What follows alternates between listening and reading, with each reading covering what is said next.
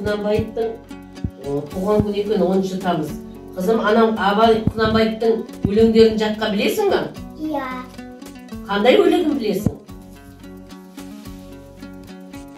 Сенде жұртқа тұршада қанша мақтап деген өлеңін білемін. Ал, жатқа айта көрсін.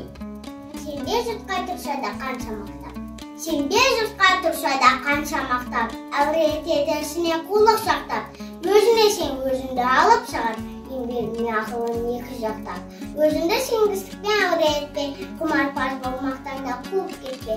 Жұртпен бірге өзіңді қоса алдасып, шампылдап сағын қойған бойына ертпе. Қайғы келсе қарсы тұрып құлай берме. Қызық десе қызықпа, оңбаққа ерме. Жүрегіңде сүңгіде, түбін көзде. Сонан таппасын асыл тас дегенме. Ой, жарайсың қызым. Тағы да басқа өлеңдерін жаттағың жарай ма?